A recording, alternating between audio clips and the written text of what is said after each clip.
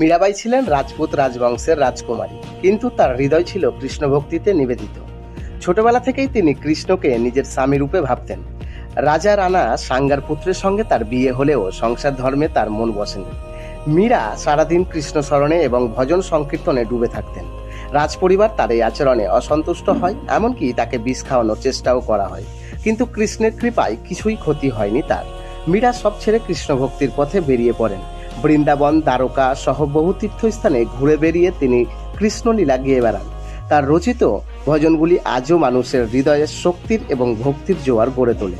মীরাবাই কিন্তু কৃষ্ণপ্রেম ছিল নিঃস্বার্থ, গভীর ও আত্মসমর্পিত।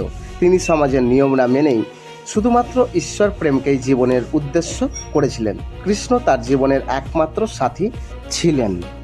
ভিডিওটি ভালো লাগলে লাইক, শেয়ার এবং কমেন্ট করতে ভুলবেন না, এবং অবশ্যই আমার চ্যানেলটি সাবস্ক্রাইব করে পাশে থাকবেন।